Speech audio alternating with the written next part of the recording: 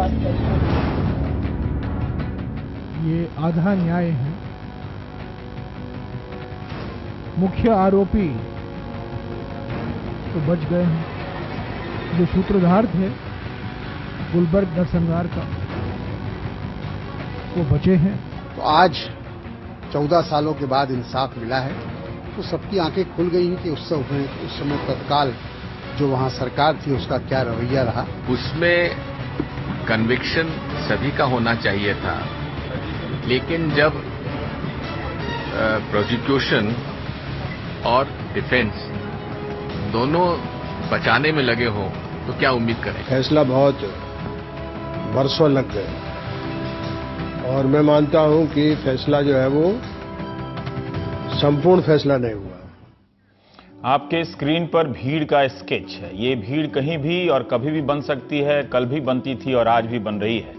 मैं उस भीड़ की बात कर रहा हूं जो जमा होते होते 5000 तक पहुंच जाती है और अहमदाबाद के गुलबर्गा सोसाइटी पर धावा बोल देती है। एहसान जाफरी को उनके ही घर में जलाकर मार दिया जाता है। भीड़ 69 लोगों को मारकर चली जाती है। 14-15 साल पहले की बात है। आज से 32 साल पहले इसी तरह की भीड़ दिल्ली की सड़कों मोहल्लों में बन जाती थी और सिखों का नरसंहार कर कहीं गायब हो जाती थी। कई बार मुझे यह ख्याल आता है कि किसी को मार देने वाली भीड़ कैसे बन जाती होगी। जो लोग ऐसी भीड़ में शामिल होते हैं वो अचानक किसी को मारने के अभियान में कैसे शामिल हो जाते हैं। क्या सभी किसी पार्टी के होते होंगे, कोई हाँक कर ले जाता होगा या खुद ही शामिल हो जाते हैं। किसी को मारकर आने के बाद अपने कपड़े कहां छुपाते होंगे, घर में किस किस को बताते होंगे कि आज हम फलानी भीड़ में किसी को मारने गए थे। जाहिर है सबके नाम तो मुकदमे में नहीं आते होंगे, मगर भीड़ में जाने वालों को पता तो होता होगा कि वो कौन है, कहां गए थे। क्या इन्हें कभी डर नहीं लगता होगा, कभी अफसोस नहीं होता होगा कि किसी के भड़काने पर हत्या कर बैठे और भड़काने वाला सियासी हवा गरमाते गरमाते सत्ता के शिखर पर पहुंच जाए। सैकड़ों दंगों में भीड़ बनकर किसी को मार आने वाले लोग अकेले में क्या सोचते होंगे। कांग्रेस सरकार के समय हुए मुंबई भागलपुर दंगे, सपा सरकार के समय हुए मुजफ्फरनगर दंगे, आजमगढ़, सैकड़ों दंगे हुए तमाम सरकारों में और आज भी होते जा रहे हैं। जब भी हम टीवी पर दंगों की चर्चा करते हैं तो क्या भीड़ में शामिल हुए लोग भी उन चर्चाओं को देखते होंगे, मुझे पता नहीं। अगर आप ऐसी भीड़ का हिस्सा रहे हैं या ऐसे किसी को जानते हैं तो मुझे अकेले में बता सकते हैं। मैं किसी को नहीं बताऊंगा, कुछ सवाल पूछूंगा, कुछ बात करूंगा आपसे। नमस्कार, मैं रविश कुमार। ईमान की बात पहले कर ली क्योंकि इंसाफ की बातों में ऐसी बातें और ऐसे लोग रह जाते हैं जिन्हें मैंने स्केच के जरिए आपको दिखाया। 28 फरवरी 2002 के दिन अहमदाबाद की गुलबर्गा सोसाइटी पर भीड़ ने हमला किया था जिसमें 69 लोग मारे गए। दंगाइयों ने कई लोगों को जिंदा जला दिया। 39 के शव मिले मगर बाकी के मिले भी नहीं। 14 साल से चल रहे इस मुकदमे में सुप्रीम कोर्ट की बनाई एसआईटी ने 66 लोगों को आरोपी बनाया, जिनमें से वो 36 के खिलाफ पर्याप्त सबूत पेश नहीं कर पाई। इस केस में एक पुलिस अफसर भी आरोपी था जो बरी हो गया। सजा का ऐलान 6 जून को होने वाला है। इस फैसले की महत्वपूर्ण बात यह रही कि कोर्ट ने इसे किसी षड्यंत्र के तहत हुआ हत्याकांड नहीं माना और 24 में से 13 आरोपियों को तो कम संगीन जुर्म में दोषी माना। यानी एसआईटी ने जिन 66 लोगों के खिलाफ आरोप पत्र दायर किया था उनमें से आधों को भी सजा दिलवा पाने में वो नाकाम रही। तो क्या बिना किसी षड्यंत्र या सुनियोजित तरीके से इतना बड़ा कांड हो गया होगा? बीजेपी के मौजूदा पार्षद विपिन पटेल और कांग्रेस नेता मेघ सिंह चौधरी बरी हो गए हैं, लेकिन विश्व हिंदू परिषद से जुड़े रहे अतुल वैद दोषी पाए गए। कैलाश धोबी भी दोषी पाया गया है, लेकिन वो पैरोल पर छूटने के बाद फरार है। मांगीलाल जैन को भी सजा मिली है, जिसके बारे में आम आदमी पार्टी के नेता आशीष खेतान ने ट्वीट किया है कि मांगीलाल जैन का उन्होंने स्टिंग किया था और आशीष खेतान ने अपने स्टिंग की बातें फेसबुक पर डाली है जो उस वक्त तहलका पत्रिका में छपी थी। इसके एक हिस्से में मांगीलाल जैन आशीष खेतान से कह रहा है, जब आशीष पूछ रहे हैं कि तो उस दिन आप पूरे दिन बस भीड़ में थे, तो मांगीलाल जैन कह रहा है कि हाँ मैं भीड़ में था। फिर आशीष खेतान का सवाल है कि और जय श्री राम का नारा लगा, तो मांगीलाल कहता है कि भीड़ में हम, हमारे दोस्त, बहुत से लोग थे, जय श्री राम के नारे लगा रहे थे। उसमें सर देखो कितने तो चेहरे ऐसे थे जिन्हें हम पहचानते नहीं हैं, लेकिन भरत तेली, अतुल वैद, बहुत सारे लोग आए थे दूर दूर से, बापू नगर और मेघनी नगर से। फिर आशीष का सवाल होता है कि अगर, लेकिन भरत तेली और अतुल वैद अपने मजबूती से लड़े होंगे। मांगीलाल जैन कहते हैं कि ये लोग थे सर टोली में थे और इन लोगों के साथ में बहुत सारे लड़के थे उस दिन। 50,000 में किसे पहचाने कौन थे? आशीष कहते हैं कि ये अपने विश्व हिंदू परिषद वाले थे, तो मांगीलाल का जवाब है कि हाँ, गाड़ी भरकर आए थे सब। आशीष खेतान कहते हैं तो उस दिन आप तो मांगीलाल धूप जैन को, इस तरह की बातें होती हैं दोनों के बीच में, और मांगीलाल धूप जैन को सजा हुई है और मांगीलाल जैन विश्व हिंदू परिषद के जिस अतुल वैद का नाम ले रहा है इस स्टिंग ऑपरेशन में, उसे भी कम संगीन जुर्म में सजा हुई है। स्टिंग ऑपरेशन में मांगीलाल जैन ने ठीक ही कहा कि उस दिन की भीड़ में इतने चेहरे थे कि पहचान नहीं सकते थे लोग। कई मोहल्लों से गाड़ियों में भरकर लाए गए और आए भी। गोधरा में साबरमती एक्सप्रेस के S6 कोच में आग लगाने से 59 लोग मारे गए थे।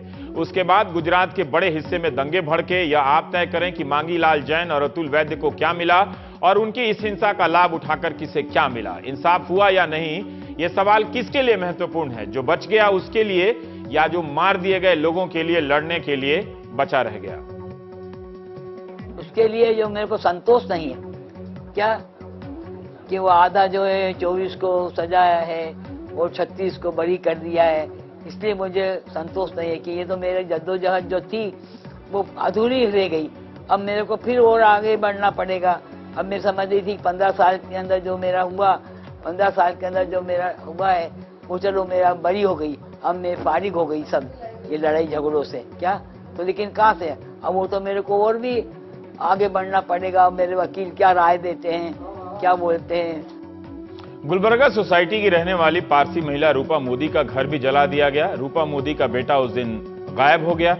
कई साल वे इंतजार करती रही, मगर 7 साल बाद सरकारी कागजों में उसे मृत घोषित कर दिया गया। रूपा मोदी की कहानी पर ही फिल्म बनी थी परजानिया। रूपा को भी इस फैसले का इंतजार था।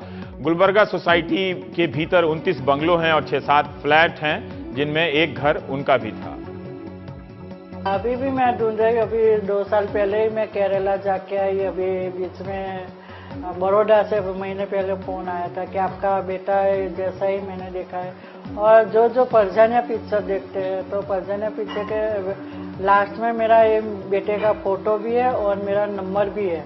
पर यहाँ के गुजरात के कोई गवर्नमेंट के कोई भी मेरे साथ सपोर्ट करने नहीं आए, कभी कैंडल जलाने नहीं आए 28 फरवरी को गुलबर्गा सोसाइटी में, और न किसी ने अभी तक मुझे पूछा है।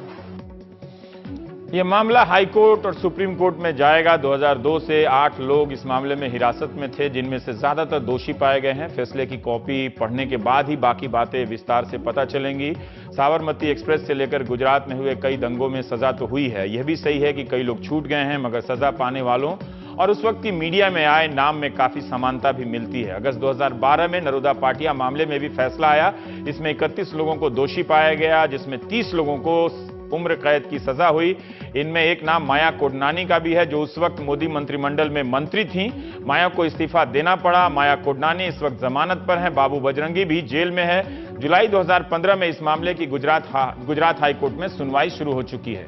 गुजरात दंगों से जुड़े कई मामलों में फैसले आए हैं और आते जा रहे हैं। सुप्रीम कोर्ट की निगरानी में भी कई मामले चले हैं और कुछ कई प्रकार की अदालतों में भी, जिन्हें हम फास्ट ट्रैक से लेकर स्पेशल ट्रायल कोर्ट कहते हैं। कई मामलों में बरी होने की संख्या बहुत ज्यादा है, मगर आप संतोष कर सकते हैं कि हिंदू और मुसलमान दोनों समुदाय से लोग सजा पाने वालों की सूची में हैं। पता नहीं जिस भीड़ का हिस्सा बनकर वो गए थे, अब जेल जाने के बाद वो भीड़ उनके परिवार का हाल पूछने जाती भी होगी या नहीं। इसलिए ऐसी भीड़ का हिस्सा बनने से पहले सोच लीजिएगा। कुछ बच जाएंगे, मगर कुछ नहीं भी बच पाएंगे।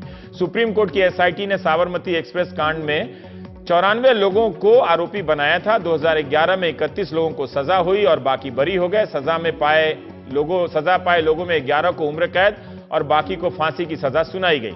इसका मुख्य आरोपी फारूक मोहम्मद पिछले ही महीने पकड़ा गया है। 2011 में मेहसाणा के सरदारपुरा दंगे मामले में फास्ट ट्रैक कोर्ट ने 31 लोगों को उम्र कैद की सजा सुनाई, 42 को बरी कर दिया। 2012 में मेहसाणा के ही दीपड़ा दरवाजा है कोई वहां कांड हुआ था, उसमें 21 लोगों को उम्र कैद की सजा सुनाई गई। सजा पाने वाले सभी पटेल समुदाय के थे। 2012 में ओड कस्बे में बोहरा परिवार के घर पर हुए हमले के मामले में 23 लोगों को सजा हुई और 23 बरी हो गए। 2016 में खेड़ा जिले में 118 लोगों को बरी कर दिया गया। बरी होने वाले में हिंदू मुसलमान दोनों थे। किसी केस में कोई बड़ा नेता नहीं फंसा। माया कोडनानी और बाबू बजरंगी को छोड़ दें तो हर केस में राजनीतिक दल के लोग छूटते चले गए। 150 के करीब लोगों को सजा हुई है। दिसंबर 2015 में गृह राज्य मंत्री हरिभाई चौधरी ने राज्यसभा में बताया था कि दिल्ली की अलग अलग अदालतों में 1984 के सिख विरोधी दंगे में 442 लोगों को सजा हो चुकी है। यह मौजूदा केंद्र सरकार का राज्यसभा में दिया गया बयान है। हमारी सहयोगी नीता शर्मा ने पता लगाकर बताया है कि दिल्ली में सिख विरोधी दंगों में 650 केस दर्ज हैं और इस वक्त भी अलग अलग जेलों में 70 से 80 लोग अलग अलग प्रकार की सजाएं काट रहे हैं। इन मामलों में भी हजारों लोग दिल्ली में भी बरी हुए, मगर किसी बड़े नेता को सजा नहीं हुई। तो क्या इन दंगों का सबक यही है कि बड़े लोग जब बच जाते हैं या बचा लिए जाते हैं तो जो कार्यकर्ता टाइप के पार्टी भक्त होते हैं उनमें से कुछ लोगों को उम्र कैद की सजा से लेकर फांसी के फंदे तक गुजरना पड़ता होगा। 24 लोग मिलकर क्या 69 लोगों को गुलबर्गा सोसाइटी में मार सकते थे? कुछ तो होंगे जो बचे होंगे और आज की रात टीवी देख रहे होंगे। उनका भी स्वागत है प्राइम टाइम में। हमारे साथ हमारी पूर्व सहयोगी और लेखक रेवती लॉल हैं। रेवती, गुजरात दंगों में जो भीड़ बनकर आए जो लोग थे उन पर एक नई तरह की भीड़ के समर्थन से किताब लिख रही हैं आपके आर्थिक सहयोग से कि उनकी अपनी क्या मानसिकता है, जिसकी बात हमने शुरुआत में की। और तनवीर जाफरी साहब हैं, स्वर्गीय एहसान जाफरी के बेटे हैं हमारे साथ, और जयनारायण व्यास जी हैं, गुजरात भारतीय जनता पार्टी के प्रवक्ता हैं। तनवीर साहब, मैं आपसे जानना चाहता हूं कि ये जो फैसला आया है वो आप लोगों ने जिस मकसद से इसकी पूरी लड़ाई और इतने सालों तक यहां लड़ी है उसके अनुरूप है, उसके अनुकूल है ये फैसला? अब ये फैसले को मैं 2-3 हिस्सों में अब देखता हूं। एक ये है कि जो हमारी लड़ाई थी उसमें हमने बहुत ज्यादा जोर दिया था इस बात पर, और हमने उसके लिए एविडेंस भी कोर्ट के सामने रखे थे, एसआईटी के सामने भी रखे थे कि जैसे कि आपने भी कहा भी आपके उसमें कि इतनी बड़ी सोसाइटी है, इतनी बड़ी रहने की जगह है, उसे कुछ 24 लोग तो नहीं अकेले मिलके जला सकते हैं और 69 लोग उनसे लोगों को मार सकते हैं। और पूरे दिन ये वारदात हुई थी, सुबह 9 बजे से लेकर शाम को 5 बजे तक। और उस दौरान में मेरे अब्बा ने कई जगह फोन करे थे, यहाँ तक चीफ मिनिस्टर ऑफिस भी फोन किया था, और उसके बावजूद भी पुलिस की मदद वहां शाम तक नहीं पहुंची थी। ये सब को देखते हुए हमें पूरा यकीन से कह सकता हूं कि इसके अंदर कुछ कॉन्स्पिरेसी थी और है भी, और कि पुलिस इतनी निष्क्रिय क्यों रही। अब ये वारदात होने के बाद में जो लोग जो लाशें वहां जो छोड़ के आए थे, हमारे विटनेसेस जो वहां से बच के आए थे, उन्होंने कहा कि जब दूसरे दिन वो लाशें देखने गए तो सब लाशों को जला दी गई थी, शनाख्त भी कर सकते नहीं थे। तो एविडेंस जो थे उसको पूरी तरह से खत्म करने की भी कोशिश की गई। ये जब हुआ जब वहां पुलिस आ चुकी थी, तो ये पुलिस को किसने ये सब करने को कहा और कौन उनके पीछे था जिससे कि वो पुलिस वहां शाम तक पहुंची नहीं, ये जो कॉन्स्पिरेसी एंगल है वो इस जो जजमेंट से साफ बाहर आया नहीं है। तो हम जब ये 6 तारीख को जब इसका पूरा जजमेंट आएगा उसका अध्ययन करने के बाद ही आगे रणनीति डिसाइड करेंगे कि अब हमें आगे क्या करना है। आपको जस्ट मैं आपके दर्शकों को बता दूं कि मेरे फादर जो एहसान जाफरी थे वो लोकसभा के सांसद रह चुके थे 1970 में, और वो पॉलिटिकल पार्टी कांग्रेस के एक्टिव मेंबर थे। ये जब हादसा हुआ उसके कुछ 5-10 दिन पहले ही वो राजकोट में थे जहाँ के इलेक्शन चल रहा था। यहाँ बाई इलेक्शन था जहाँ नरेंद्र मोदी खुद बाई इलेक्शन से लड़ रहे थे। वहाँ वो 10 दिन रहे थे और 10 दिन का उन्होंने वहाँ पे कांग्रेस पार्टी की तरफ से कैंपेन किया था, और वहां से आने के कुछ 4 दिन बाद ही घटना घटी और उनकी हत्या कर दी गई थी, और उन्हें बहुत ही मतलब दर्दनाक तरीके से उनको मारा गया था। और ये सब बातों को देखकर और जो फोन कॉल रिकॉर्ड जो सीडी बनी थी, ये सब जो हमने एसआईटी को सामने रखी है, कोर्ट के सामने रखी है, तो ये क्यों कोर्ट इसको कॉन्स्पिरेसी मान नहीं रही है, ये हमारे लिए एक बड़ा प्रश्न है, जो कि जजमेंट आने के बाद में हम इसको स्टडी करने के बाद में आगे की कार्रवाई क्या करनी है। क्या आप बता सकते हैं कि आपने बताया कि एहसान जाफरी 24 लोग जी एहसान जाफरी साहब मारे जाने के हत्या के कुछ दिन पहले कांग्रेस का ही प्रचार कर रहे थे, तो इस लड़ाई में कांग्रेस पार्टी ने अपने पूर्व सांसद की को इंसाफ दिलाने में कितनी सक्रियता दिखाई? क्या आप इसकी जानकारी हमारे दर्शकों को दे सकते हैं? मैं ये केस जो है वो कोर्ट में लड़ रहे हैं हम, और उसके अंदर जो कोर्ट की कार्रवाई है तो उसी हिसाब से जा रहे हैं। इसमें मैं नहीं समझता हूँ कोई पॉलिटिकल पार्टी का दखल अंदाज है। नहीं, कोई मोरल सपोर्ट दिया हो कि किसी प्रकार का सपोर्ट दिया हो हमारे साथ में कुछ नहीं, वो नहीं, हमारे साथ जो वकील बहुत सारे कांग्रेस पार्टी में वकील मंत्री बनते हैं, वो सब आए हो लड़ने के लिए।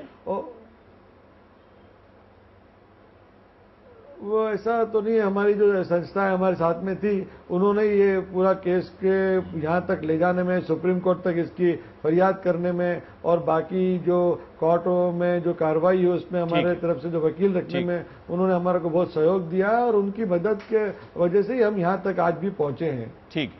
जयनारायण जी, हम आपसे जानना चाहते थे कि इतना बड़ा हादसा है ये, क्या आपको लगता है कि ये कोई सुनियोजित और षड्यंत्र नहीं रहा होगा? ये देखिए, जिस तरह से रवीश जी ये हादसा हुआ और जिस तरह से पूरे राज्य में इसका फैलाव था, मैं मानता हूं कि इसमें अगर कोई पूर्व नियोजित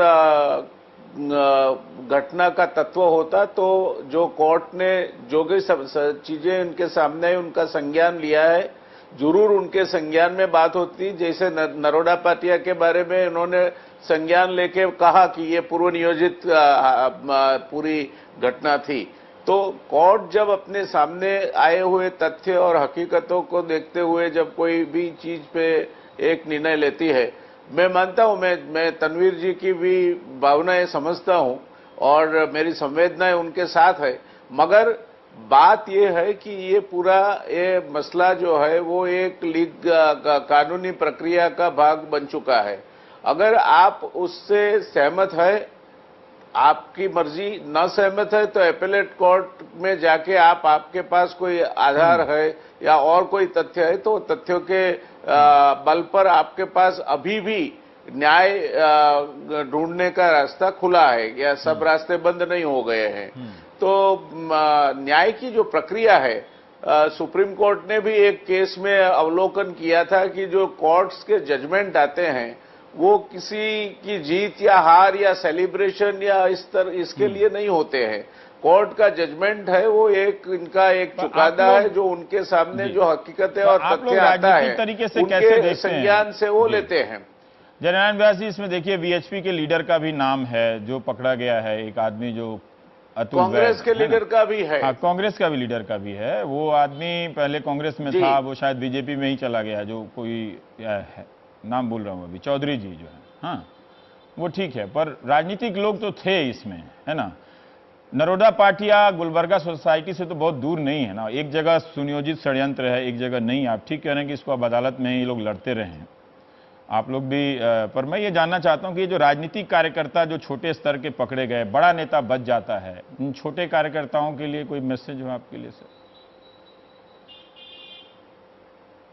ऐसा नहीं है रवीश जी। अगर ऐसा होता तो माया कोडनानी को सजा नहीं पड़ती, ऐसा होता तो बाबू बजरंगी को सजा नहीं पड़ती, उनको दोषी करार नहीं दिया जाता।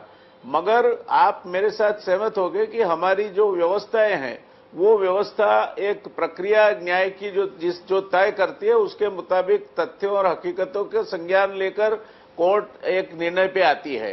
तो अब किसको सजा पड़ी, किसको नहीं पड़ी, कौन सा बड़ा नेता था, कौन सा छोटा नेता था, मैं मानता हूं कि नेता और नई नेता वो कोर्ट नहीं देखती। कोर्ट देखती है किसने ये कोई गुनाहित प्रवृत्ति की है, किसके सामने पुख्ता सबूत है, और वो सबूतों के जरिए कोर्ट अपना चुकादा देती है। तो इसको ये राजनीति, तो देखिए राजनीतिक पार्टियों की आप बात करते हैं तो ऐसे मसलों में, ऐसे मामलों में जब इतने बड़े पैमाने पे कोई भी रिएक्शन आता है, जैसे दिल्ली में हुआ या अहमदाबाद में हुआ, अहमदाबाद में पहले भी हो चुके हैं ऐसे हादसे, मगर शायद ये पहली बार है कि जब इतना सारे किस्सों में दिपड़ा दरवाजा से लेकर, मेहसाना से लेकर, खेड़ा से लेकर, अहमदाबाद के दोनों किस्सों को लेकर कोई दोषी करार और सजा दी गई है। पहली बार क्यों लगा रहे हैं आप, जब आप ही की सरकार के मंत्री कह रहे हैं कि सिख विरोधी नरसंहार में 442 लोगों को सजा हुई है, 70-80 लोग जेल में हैं। नहीं, मैं गुजरात की बात कर रहा हूँ रवीश जी। गुजरात में 1969 में भी इससे बहुत बड़ा कांड हुआ था अहमदाबाद में। 1985 में भी हुआ था और 1992 में भी हुआ था। वो समय की सरकारों ने उस पर कोई कार्रवाई की हो या किसी को भी दोषी करार दिया गया हो, ये चीजें आज आप नहीं कह सकते हैं। ठीक बात। तो ये जो कार्रवाई तो हुई है और ठोस कार्रवाई हुई है, सुप्रीम कोर्ट की निगरानी में हुई है, और उसको मद्देनजर रखते हुए बाद में जो ट्रायल कोर्ट है उसने जो भी मैं मानता हूँ कि चुकादा दिया है वो कोर्ट का चुकादा है। अगर उसमें कोई ऐसी चीजें हैं जिसको आप नहीं सहमत होते तो आप एपेलेट कोर्ट में जा सकते हैं। तनवीर जी, जयनारायण जी, अब देखिए इतनी राजनीति हो गई है कि राजनीति करने वाले भी अब थक गए हैं इस मसले पे, पर जयनारायण जी की बात व्यवहारिक ही है कि दोनों को लाभ मिला है इसकी राजनीति से। आज तक लाभ उठाए जाते हैं अलग अलग, कांग्रेस को भी और बीजेपी को भी, ठीक है। लेकिन क्या ये लड़ाई जो जयनारायण जी कह रहे हैं कि अब अदालत ही है, अगर आपको कहीं से ऐतराज है तो आप वहां लड़ते रहिए अपने दम पे। हाँ, वो उन्होंने सही कहा। मैं तो नहीं बोल रहा हूँ कि हम कोई भी कोर्ट ने जजमेंट दिया उसको हम अगली कोर्ट में पटकार सकते हैं, वो तो हमारा हक है। और जजमेंट आने के बाद ही वो हम डिसाइड करेंगे, जाएंगे उसमें। जैसा आपने जयनारायण जी ने खुद ही कहा कि 2 किलोमीटर दूर नरोडा पाटिया है, वहां पे इससे जैसा ही हादसा हुआ है उसे आप षड्यंत्र मान रहे हो और 2 किलोमीटर उसके गुलबर्ग को नहीं मान रहे हैं। एक एतराफ में ये दोनों एक दूसरे के बहुत करीब है अहमदाबाद शहर में, तो इसलिए वो बात है जिसको कोर्ट को ध्यान में लेना होगा और हम उसको बात को अगली कोर्ट के सामने रखेंगे। चलिए, बहुत बहुत शुक्रिया आप दोनों का। अब मैं थोड़ा बात करना चाहता हूं रेवती से। मैंने बहुत बहुत शुक्रिया आपका भी, जयनारायण जी आपका भी। और हम वो तस्वीर फिर से वो भीड़ वाली दिखाना चाहते हैं अपने स्क्रीन पे। मैं ये जानना चाहता हूं कि जो सवाल शुरू किया था और आपसे ही बातचीत से प्रेरित वो हिस्सा है कि जब आप इस भीड़ में शामिल दोनों समुदाय के लोगों से मिली, उनमें क्या आपने कभी किसी प्रकार का प्रायश्चित देखा, खौफ देखा? दोनों चीजें देखी हैं रवीश जी। पूरे पिछले 1.5 साल से मैं इसी सवाल को लेकर बैठी हूं और किताब लिख रही हूं कि आखिर ये भीड़ बनती कैसे है, लोगों में इस प्रकार का खौफ इस तरह के जोश में कैसे बदल जाता है कि वो लोगों को टुकड़े टुकड़े करें, छोटे 3-4 महीने 3-4 साल के बच्चे को कैसे खत्म करें, एक गर्भवती महिला का गर्भ में से को काट कर उसमें से बच्चा निकाल कर फिर उनका बलात्कार करना और बच्चा को मारना। ये किस तरह का मन है जो ऐसे जिन्होंने हरकत कर सकता है। और कुछ साल बाद इनमें से कई आरोपी जिन्होंने आपने ऐसे गुलबर्ग सोसाइटी में भी और नरोडा पाटिया जो दोनों अहमदाबाद के हिस्से हैं, इन लोगों ने स्टिंग ऑपरेशन में तहलका को आशीष खेतान को बड़े गर्व के साथ बताया कि हम लोगों ने मैंने और इन ऐसे व्यक्तियों में से एक के बारे में मैं लिख रही हूं जिन्होंने खुद कहा था कैमरा पर, जिसके लिए वो अभी 31 साल की सजा भुगत रहे हैं, सुरेश जाडेजा, जिन्होंने कहा था कि मैंने मुसलमान औरतों का इस प्रकार बलात्कार किया कि वो अचार बन गए। तो मतलब कि अगर वो इतने गर्व के साथ ये चीज बोल सकते हैं, कैसे बनती है? उनको किसी ने कहा या खुद वो भीड़ में शामिल हो जाते हैं? 1.5 साल से मैं ये सवाल को पकड़ के बैठी हूं कि अगर ये आदमी इतने गर्व के साथ ये कह रहा है तो उसके एक ऑडियंस भी होगी, लोग सुनने को होंगे, वो हमारे बीच के लोग होंगे। आखिर वो अकेले कमरे में दीवार से बातें तो नहीं कर रहा है। तो अगर वो कर रहा है तो वो एक भीड़ को जता रहा है और वो भीड़ आप और हम हैं। और जब तक आप और हम इस चीज को नहीं पहचानेंगे कि आप और हम इस भीड़ को बनाते हैं और आप और हम इस राजनीति की बुनियाद हैं, जिसकी वजह से राजनीतिक लोग दोनों हिस्से, चाहे बीजेपी के हो या कांग्रेस के हो, उसका फायदा उठाकर उस पर राजनीति चलाते हैं। लेकिन वो किस चीज का फायदा उठा रहे हैं? देखिए, जब फायदा हो गया, अभी साबरमती एक्सप्रेस का, जब गुजरात दंगों की बात होती है तो लोग कहते हैं साबरमती एक्सप्रेस का बात कीजिए। बिल्कुल। जब उसका मुख्य आरोपी पकड़ा गया तो किसी ने उस पर बात ही नहीं की। बिल्कुल, है ना? किसी राजनीतिक दल में हंगामा नहीं हुआ कि ये वो आदमी तो पकड़ो, जरा उससे पूछो, बात करो कि उसकी क्या भूमिका थी, क्यों वो वहां तक गया वो काम करने के लिए, किसके इशारे पे, जिसकी वजह से इतने लोग मारे गए। तो मैं इन लोगों के मन को जानने की कोशिश कर रही हूँ, उस समाज को जानने की कोशिश। अलग अलग समाज है, एक समाज नहीं है। कोई रिग्रेट, कोई अफसोस नहीं होता, कोई डर नहीं होता। ऐसे नहीं है। यही तो मैं कह रही हूँ कि अगर हम उस भीड़ को परखें, हाँ। तो उसमें बहुत सारे भीड़ मिलेंगे। कई लोग ऐसे हैं जो इस खौफ में ही जीते हैं, वही उनकी जिंदगी बन गई है, और वो जिंदगी कोई जीने लायक जिंदगी है नहीं। वो जेल की चार दीवारी में बंद हैं। गुलबर्ग सोसाइटी के भी आपने कुछ लोगों की जिक्र करी, उनमें से एक को मैं पिछले 1.5 साल से जानती हूं, बल्कि वो मेरे फेसबुक पर ही हैं। लेकिन वो लोग जब वो बात करते हैं, उनमें से एक गुलबर्ग सोसाइटी को ही ले लीजिए, वो ऐसे उनमें से कुछ लोग जो हैं जो गर्व के साथ जताते हैं कि मैं कौमवादी हूं, मैं मुसलमान विरोधी हूं, मैं अगर मुसलमान और हिंदू शादी करने की कोशिश करे तो मैं उसको जिहाद मानता हूं। और मैं उन्होंने उनमें से एक जो आज जेल में हैं, आज के मामले में उनको सुनवाई दी गई, उनकी उस बात की मेरे पास रिकॉर्डिंग नहीं है, इसलिए मैं उनका नाम नहीं ले रही हूं। लेकिन उन्होंने ये बात कही मुझे बड़े गर्व के साथ। पिछले साल शराब पीकर दोपहर के वक्त था, अपने वीएचपी साथियों के साथ मुझे कहीं लेके गए थे सुनाने, और उन्होंने ये बात मुझे कही बड़े गर्व के साथ। मैंने तो यहां तक, उन्होंने कहा रेवती बहन, मैंने तो यहां तक औरतों को भी कोर्ट से निकाल दिया और कोर्ट से खींच के अलग कर दिया अपने शौहर से। समय कम, मैं एक सवाल और पूछना चाहता हूं कि जो आप कह रही हैं कि ठीक है, उनमें गर्व का भाव है, कई तरह की भीड़ है, कुछ अप्रायश्चित से हैं, उस गर्व पर क्या वो भीड़ अभी भी उनको सपोर्ट करती है? क्या उनको नहीं लगता कि कितने बड़े बड़े लोग थे, वो कहां कहां पहुंच गए और उनकी जिंदगी बर्बाद हो गई? उनमें से कुछ लोग जो 20 साल 30 साल के लिए जेल गए, पूरा परिवार पीछे बर्बाद हो गया होगा, चाहे वो पटेल का परिवार हो, चाहे वो किसी मुसलमान का परिवार हो। उनमें से कईयों ने मुझे बताया, एक ने जो आज सजा भुगत रहे हैं इसी गुलबर्ग सोसाइटी के केस में, उन्होंने मुझे पिछले साल बताया कि मैंने अपने 25 साल हिंदूवादी संस्थाओं में बर्बाद कर दिए। मैंने कहा आप ये मुझे खुल के क्यों नहीं बता सकते? कहता है मैं आपके किताब में वली का बकरा नहीं बनना चाहता हूं क्योंकि मैं केस लड़ रहा हूं कोर्ट में। लेकिन हकीकत तो ये है, हकीकत बहुत पेचीदा है। कुछ लोग पछता रहे हैं और इसलिए वो मुझसे बात कर रहे हैं।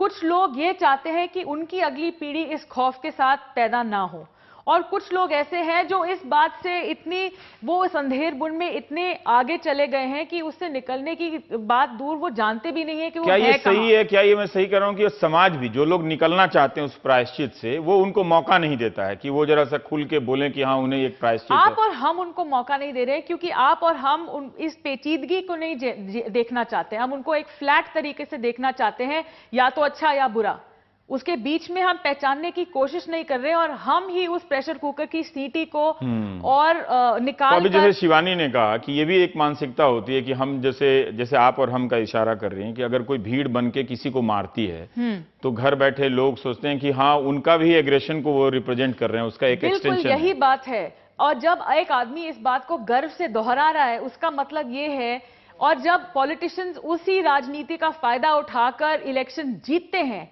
तो उनका ये कैलकुलेशन क्या होता है रवीश जी, कि समाज उस चीज को चाहती है और हमें उस समाज की तरफ देखना है। आप और हमें अपने अंदर झांक के देखना है कि हमारे अंदर खौफ कितना है, क्यों है, और हमें ये देखना है कि हिंसा एक बहुत ही आकर्षित चीज है। हिंसा को दबाए रखना, सभ्य बनना बहुत मुश्किल बात है, और उसके लिए संस्थाओं, हमारे जो डेमोक्रेटिक इंस्टीट्यूशंस है, वो बहुत ही वीक हैं। कोई खुल के नहीं आता है, कोई खुल के इन सब पर बात नहीं करता। एक सिंबल चुन लिया जाता है कि हाँ इसी को लेकर हम लोग सिर्फ पॉलिटिशियंस के ऐसे जवाब मांगकर एक गलती कर रहे हैं। हम लोगों को अपने आप से भी जवाब मांगना होगा कि हम इन लोगों को वोट क्यों देते हैं, हम इन लोगों को बढ़ावा क्यों देते हैं, हम ऐसी राजनीति हम क्यों पैदा कर रहे हैं, और मीडिया भी इसमें शामिल है। बहुत बहुत शुक्रिया रेवती। जैसा कि मैंने बताया कि रेवती उस भीड़ में शामिल कुछ अनाम गुमनाम लोगों को ट्रैक कर रही है अपनी किताब लिखने के लिए। तो बहुत बहुत शुक्रिया हमारे दर्शकों से बात करने के लिए। और छोटा सा एक हम ब्रेक लेंगे। ब्रेक के बाद मैं एक हिस्सा आपको एहसान जाफरी का सुनाना चाहता था। वो शायर भी थे, ताकि आपको पता चले कि जो आदमी जलाकर मारा गया है वो आपकी ज़िंदगी को, अपने गुलशन को अपने लफ्ज़ों से कितना आबाद करना चाहता था। फिर ब्रेक ले लीजिएगा, मन करेगा आइएगा, नहीं तो मत आइएगा। अपनों ने उजाड़ा है चमन जान गए हैं, अपनों ने उजाड़ा है चमन जान गए हैं, पर्दों में छुपा कौन है पहचान गए हैं। तपती हुई सड़कों पे सफर हमने किया है, तपती हुई सड़कों पे सफर हमने किया है। अब बर्फ जो देखी है तो अवसान गए हैं, अब बर्फ जो देखी है तो अवसान गए हैं, पर्दों में छुपा कौन है पहचान गए हैं।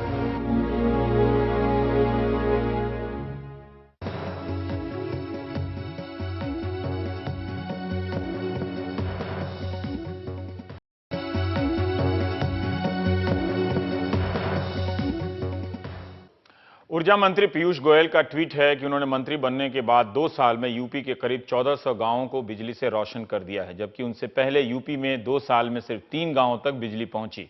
उनके विभाग की वेबसाइट पर इन गांवों की लिस्ट थी। हमने यूपी के आधा दर्जन जिलों में इन गांवों में जाकर देखा तो पता चला कि इनमें से तमाम गांव ऐसे हैं जिनमें कहीं 50 साल से लाइट है तो कहीं 40 साल से, और तमाम ऐसे हैं जिनमें लाइट ही नहीं है। उधर अखिलेश यादव सरकार पीयूष गोयल के दावे को गलत बताती है।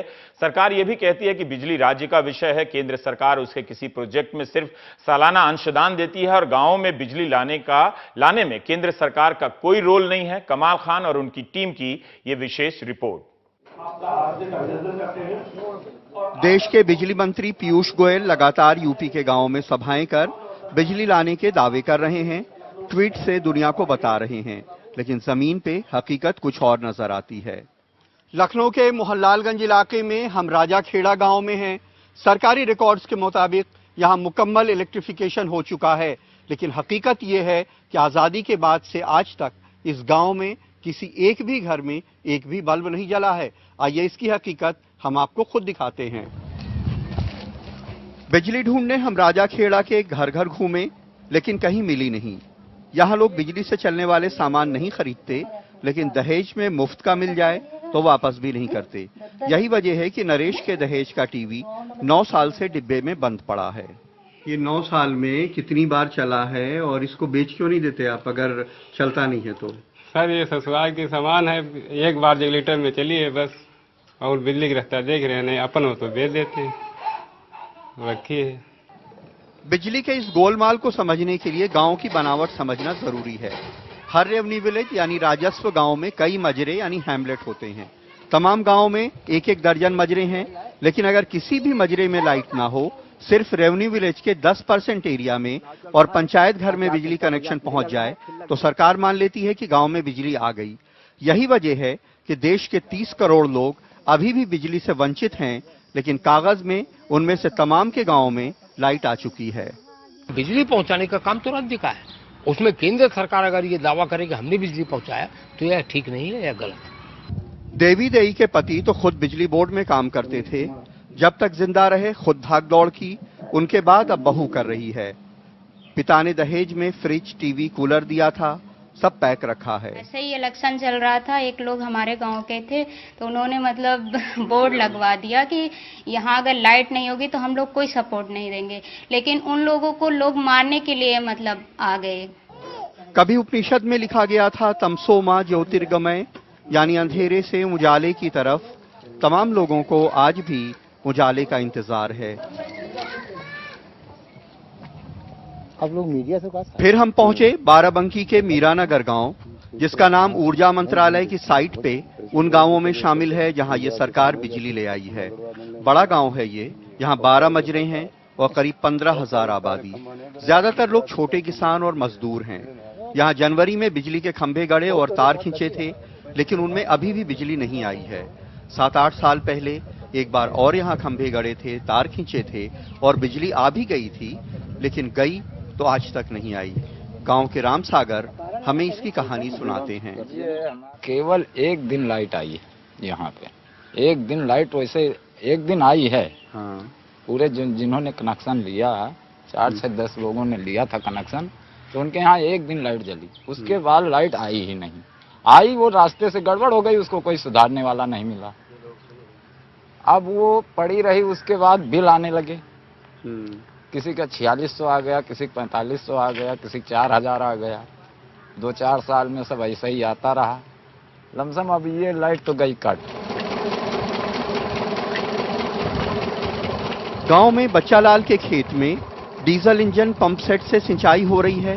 हालांकि बाराबंकी जिले में केले और मिंट की खेती बहुत ज्यादा होती है, लेकिन बच्चालाल ऐसी कोई फसल नहीं बो पाते जिसमें पानी की ज्यादा जरूरत हो, क्योंकि डीजल से सिंचाई बहुत महंगी है।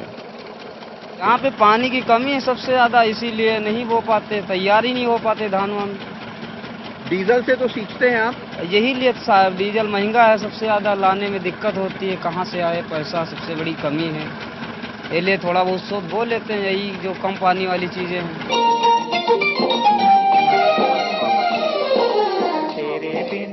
गांव के किनारे अमित तिवारी परचून की दुकान चलाते हैं। हमें लैपटॉप पे काम करते दिखे तो अच्छा लगा। ये वही लैपटॉप है जिसे अखिलेश यादव ने ये कह के बांटा था कि इससे डिजिटल डिवाइड खत्म होगा, लेकिन डिजिटल डिवाइड खत्म करने के लिए इन्हें इस लैपटॉप को किसी दूसरे गांव में जाके चार्ज करना पड़ता है। तो ये लैपटॉप से क्या क्या करते हैं? ये सर कुछ नहीं, बस मनोरंजन के लिए रखा है। बिना बिजली के कैसे मनोरंजन करते हैं? बिजली के सर क्या, हम मतलब पास के गांव में रहते हैं। हाँ। और वहीं से चार्ज करके लेके आते हैं। हाँ। जब यहाँ खत्म हो जाती है बैटरी इसकी, तो पैनल है हमारे जो डेयरी की तरफ से मिला है। हाँ। उस पैनल से चार्ज करते हैं। मेरठ का मोहिउद्दीनपुर ललसाना गांव सरकारी आंकड़ों के मुताबिक उन गांवों की फहरिस्त में शामिल है जहां लाइट अभी अभी आई है, लेकिन हम गांव पहुंचे, गांव वालों से पूछा तो उन्होंने कहा कि यहां तो लाइट 56 साल पहले आ गई थी। मोहिउद्दीनपुर ललसाना की तरक्की देखते ही बनती है। तमाम शहरी मोहल्ले भी ऐसी तरक्की देख शर्मा जाएं। आरसीसी की सड़कें हैं, पक्के घर और तमाम बड़ी बड़ी गाड़ियां भी। गांव में गली गली बिजली के खंभों और तारों का जाल देख हमें लगा कि कहीं हम किसी गलत गांव में तो नहीं आ गए, लेकिन गांव वालों ने बताया कि हम पहुंचे तो सही जगह हैं, लेकिन ये गलत है कि यहाँ बिजली अभी आई है। यहाँ बिजली 56 साल पहले आ चुकी है। 1960 में पहला कनेक्शन मैंने लिया था, मेरे दादा ने लिया था। उसके बाद काम चलते रहे, सप्लाई मिलती उस टाइम 24 घंटे मिलती थी। 60 में सप्लाई की पोजीशन नहीं जो आज है। तो लोगों ने फिर विकास कार्य शुरू हो गए। उसके बाद 68 में चकबंदी हमारे यहाँ आई। चकबंदी आने में क्या हुआ, ट्यूबवेल लगाए, ट्यूबवेल से आपासी बढ़ गई, ट्यूबवेल से आपासी बढ़ गई, थोड़ी सी प्रोग्रेस बन गई। सन 2010 में ये हमारा गांव अंबेडकर योजना में आया। अंबेडकर योजना में आने के बाद में इस पूरे गांव का इलेक्ट्रिफिकेशन हुआ। आज से 56 साल पहले बिजली विभाग ने गांव वालों से कहा कि गांव में लाइट तभी आएगी जब वे बिजली के खंभे शहर से खुद अपने गांव में पहुंचाएं। गांव वालों में उस वक्त भी बिजली पाने की ऐसी ललक थी कि वे अपने खर्चे से खंभे गांव लेके आए। वो हमारे पिताजी लाए थे इसे, वो थे रिसलदार फौज में, और फिर सोल्जर बोर्ड के जो थे वो मेंबर थे। तो वहाँ जब मीटिंग हुई तो वहाँ ही हो गया भाई गाँव छांटे गए, भाई कई गाँव ले लो। तो उन्होंने फिर अपना नाम लिखवाया, उन्होंने कि भाई हमारा और लिखो, गांव तो हमारा छोटा ही था। तो फिर जो हो गया हमारी बिजली आ गई फिर यहाँ, है। तो फिर उनके जिम्मे लगा दी, तो तुम्हें खंभे लेने पड़ेंगे। खंभे फिर अपने हमने किराए से लाके और 9 खंभे लगा दिए। पावर मिनिस्ट्री के रूरल इलेक्ट्रिफिकेशन डिपार्टमेंट की साइट पे रामपुर जिले के 8 गांव ऐसे हैं जिनके बारे में कहा गया है कि वहां लाइट हाल ही में आई। उनमें से 3 गांवों का दौरा हमने खुद किया। आइए आपको भी ले चलते हैं, देखिए वहां क्या है। ये गांव हैं अनवरिया तालिबाबाद, अंबेरपुर अजीतनगर, अहमदाबाद या बेगमाबाद, अहमदनगर पहाड़ी, भरतपुर, महतोश, मानपुर ओझा और नया गांव। अनवरिया तालिबाबाद उत्तराखंड की सरहद पे तराई इलाके का एक गांव है। सारे रास्ते हमें खेत ही खेत मिले। मीलों तक सिख लोगों के बड़े बड़े फार्म हैं। यहाँ खेती अच्छी है और इलाका खुशहाल। हमें हैरत थी कि सैकड़ों एकड़ के खेत बिना बिजली कैसे सींचे जाते हैं। इलाके के बुजुर्ग गुलजारी लाइट के बारे में पूछने पे कहते हैं कि यहाँ लाइट आज नहीं 50 साल पहले ही आ गई थी। सन 1960 में मैं जहाँ पर आया हूँ और 66 में जहाँ पर हमारे सामने खंभे गड़े हैं और बिजली आई है, बहुत ही अच्छा महसूस हुआ था कि जब बिजली नहीं थी, अंधेरा था, तो अब जगह जगह लाइट हो गई, तो बहुत अच्छा हुआ। 1960 में जहां पर आया हूं और 66 में जहां पर हमारे सामने खंभे गड़े हैं और बिजली आई है, बहुत ही अच्छा महसूस हुआ था कि जब बिजली नहीं थी, अंधेरा था, तो अब जगह जगह लाइट हो गई, तो बहुत अच्छा हुआ। कुछ गांव वालों को हमने बताया कि ऊर्जा मंत्रालय का कहना है कि यहाँ लाइट हाल ही में लगी है, तो वे हमें गांव में लगे 50 साल पुराने खंभे दिखाने लगे।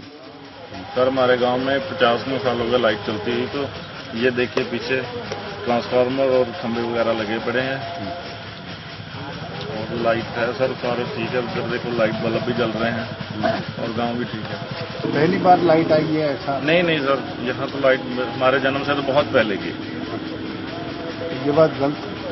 जी बिल्कुल गलत है। अनवरिया तालिबाबाद में बिजली लोगों को सहूलियत तो दे ही रही है, कुछ लोग इसी का कारोबार करते हैं। पुनीत का बिजली की मशीनों की मरम्मत का काम है। पहले अभी कोई नई लाइनें खींची हैं यहाँ पर? आपके नहीं, आपके गांव में पहली बार बिजली आई है, नई लाइन पहले। तो आप ये बताओ कितना आपके पास काम आ गया था? काम बहुत हो रहा है। उत्तराखंड की सरहद पे तराई इलाके में ही अहमदाबाद गांव है। इसे यहाँ ज्यादातर बेगमाबाद कहते हैं। ये इलाका रामपुर से 40 किलोमीटर दूर है। यहाँ गांव के लोगों से जब हमने ये पूछा कि नई बिजली आई है, आप तो खुश होंगे, तो उनका कहना था कि हाँ कुछ नए खंबे जरूर लगे हैं, लेकिन बिजली तो गांव में पिछले 45 साल से है। अहमदाबाद गांव वालों की शिकायत ये नहीं है कि बिजली का कनेक्शन नहीं है, बल्कि ये है कि गांव में बिजली कटती बहुत है। आपके गांव में पहली बार सन 70-72 के आसपास आई थी। अच्छा, उसके बाद वही लाइन चली आ रही पुरानी। ठीक है। अब आके जो नई लाइन चालू हुई है अभी। अच्छा, नए पुल लग रहे हैं, नए खंभे लग रहे हैं। अच्छा, उसके बाद बिजली की क्या समस्या है? बिजली की समस्या ये, बिजली 4-5 घंटे आती है मुश्किल से। अच्छा। हाँ, और जब कोई तूफान या बारिश हवा आ जाए फिर तो 2-3 दिन में गायब हो जाती है। रामपुर के महतोश गांव के कूप वाले मजरे का नाम भी उस फहरिस्त में है जहां हाल ही में लाइट पहुंचाई गई है। लेकिन हम वहां पहुंचे तो पता चला कि गांव में लाइट तो 1997 से है। हाँ, कुछ नए पोल जरूर लगे हैं। बिजली कब से आ रही है आपके गाँव? लगभग हमारे गांव में तो 25-26 साल हो गए लगभग। अब क्या हुआ है गांव में? अब गांव की समस्या थी, परेशानी थी, तो नए खंभे लगे हैं, नए ट्रांसफार्मर लगे हैं। अच्छा। अब आगे समस्या कैसी रहेगी? अभी तक तो कोई टाइम बिजली का नहीं है। मुरादाबाद के 12 गांव सरकार की फहरिस्त में हाल ही में बिजली से रोशन किए गए हैं, लेकिन इनमें से तमाम ऐसे हैं जहां खंभे गड़े, तार खींचे महीनों हुए, लेकिन बिजली नहीं आई। मुरादाबाद से करीब 25 किलोमीटर दूर बाछलभूड़ गांव भी उन्हीं में से एक है, जहां लोग बिजली के इंतजार में अभी भी बैठे हैं। हमारे गांव में पिछले टाइम में ये 1-1.5 साल पहले यहाँ पे विद्युतीकरण हुआ था गांव के लिए। लाइन बन गई, आज से करीब 7-8 महीने पहले सब काम पूरा करके चले गए यहाँ से। जो बीपीएल और अंत्योदय वाले थे उनके भी कनेक्शन कर गए, लेकिन उन्हें अभी बिजली नहीं मिली।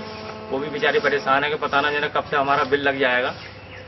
और बाकी गांव के लोगों ने भी ये सोच के फ्रिज और कूलर और तमाम चीज़ें ले ली कि भाई अब तो गांव को लाइट मिलेगी, लेकिन गांव को लाइट नहीं मिली। कन्नौज के भी ऐसे तमाम गांव हैं जो सरकारी रिकॉर्ड में बिजली से जगमग हैं, लेकिन असलियत में नहीं। कन्नौज के रनवा भोजापुर गांव में तो बिजली के खंभे गड़े, तार खींचे, लोगों को कनेक्शन भी दे दिए गए और बिल भी आ रहा है, लेकिन तारीफ है कि बिजली अभी तक नहीं आई। नहीं रही है, लाइन खींची नहीं है। और मतलब लट्ठा करिए, तार अब तो आई नहीं है, मान लिया अभी मतलब बिल पर रो है पूरा। बिजली विभाग ने कनेक्शन कर दिया, बिल भी भेज दिया। हाँ, बिल 13,000 8,000 है। आप लोग जमा भी कराए? कुछ लोगों जमा कर आए तो मंगी, मतलब जाके ही, नहीं तो तुम्हारी उड़की हुई है, नहीं तो मतलब तो इसलिए आदमी जो डरा देते हुए जमा कर आए कुछ। उपनिषद में कब कहा गया था तमसो मां ज्योतिर्गमय? सदियां बीती, उजाले के वादे तो बहुत हैं, लेकिन उसका इंतजार उससे भी ज्यादा है। यूपी में कैमरामैन रमेश वर्मा के साथ कमाल खान, एनडीटीवी इंडिया।